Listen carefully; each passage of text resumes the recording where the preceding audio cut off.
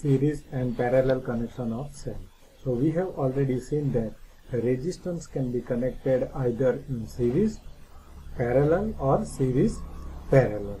So now similarly cells are also connected in series parallel or series parallel. Now the EMF of the particular cell is depends on the type and the construction of the cell. So mostly the cells provided 1.1 volt or 1.5 volt. That means it provide EMF 1.1 volt or 1.5 volt. So now the numbers of cells are connected in series as per requirement of EMF. Now for the current, each and every cell having some particular current capacity, and this capacity is represented by ampere hour. So AH. So you can already seen that on the battery they are provided this rating in ampere hour. That means each cell deliver limited current as per discharge rate. So numbers of cells are connected in parallel as per the requirement of high value of current. So from that we can say that the numbers of cells are connected in series and parallel as per our requirement. And most important thing, if we want more voltage or higher voltage, numbers of cells are connected in series, and if we want higher value of current, that time this number of cells are connected in the parallel as per our requirement. Now first let me see connection of cell in series. So already I told you that each and every cell provide 1.1 volt or 1.5 volt. So for the higher value of EMF, numbers of cells are connected in series, which is provided higher voltage. So now as shown in this figure, the four cells are connected. Suppose the four cells are connected in series and they are placed in plastic case. So that time they provide 4.5 volt or 6 volt.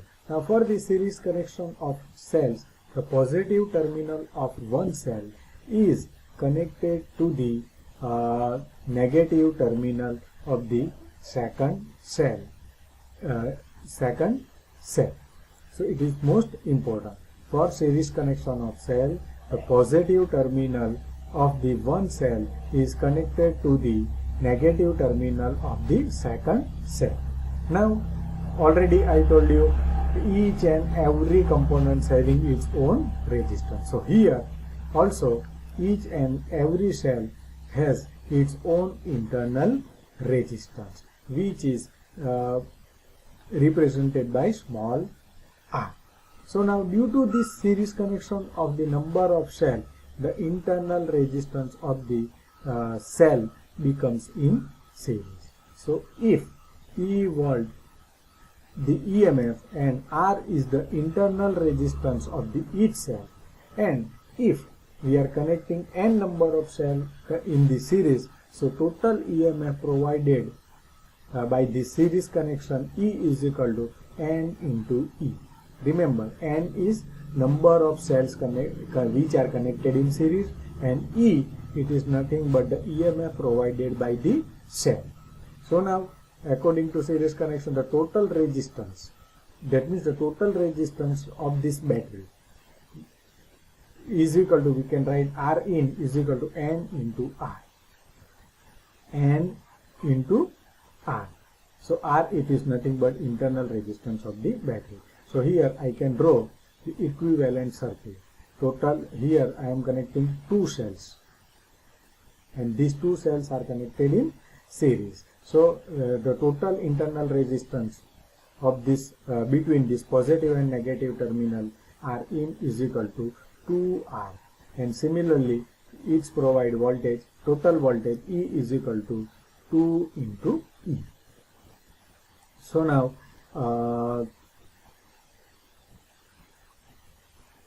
second, connection of cell in parallel. So already I told you the current capacity of the particular cell is very low. If we want more current from the supply, we can connect number of cells in parallel as per our requirement. So for the parallel connection, the positive terminal of one battery is connected to the positive terminal of the second cell, and the negative terminal of the first cell is connected to the negative terminal of second cell. So there is no change in EMF, total EMF, because in parallel already we have seen that in parallel connection the voltage remains same and current are divided. So here the total EMF of this parallel combination is equal to E.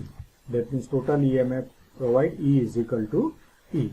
But there is a change in internal resistance because they are connected in parallel to each other. So the internal resistance here, it is nothing but R in is equal to R by N. So this is the equivalent circuit. Now if we connect the load resistance across this equivalent circuit, then so the current start to flow from this circuit, and current I is equal to, it is nothing but E divided by, according to Ohm's law, E divided by total resistance. So E divided by R in plus R in, because this internal resistance of the equivalent circuit and the load resistance becomes in the series. Now third, connection of cells in series and parallel. So here you can see that it three sets of series connection cells are provided. So here this is the one branch, another branch and another branch. So each branch consists of two numbers of cells are connected in series. So similar, another branch consists of two cells are connected in series. Similarly for third. So now when the higher value of current and EMF, sometimes it's required. Why series parallel connection is required? Because sometimes we require higher value of current and a higher value of voltage. So that for that numbers of cells are connected in series and parallel. So the numbers of cells are connected in series as per the requirement of EMF. Numbers of series combination of cells are connected in parallel as per the requirement of current. So now in series, each branch EMF E is equal to E into Ns, where N is the numbers of cells are connected in series. Now the total internal resistance of the particular series branch Rs is equal to R into Ns.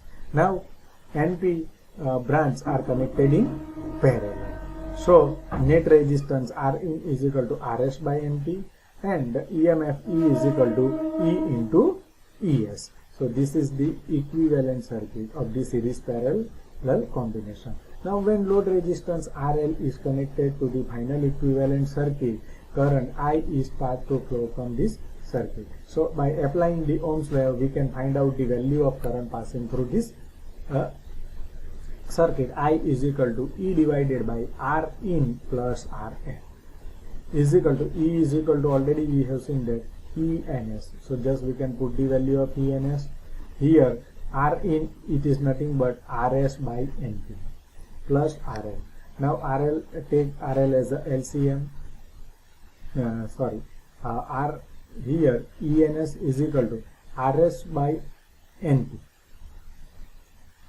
Rs by Np. So Rs is equal to, we can write R into Ns. Already we have seen R into Ns. So R into Ns divided by Np plus RL.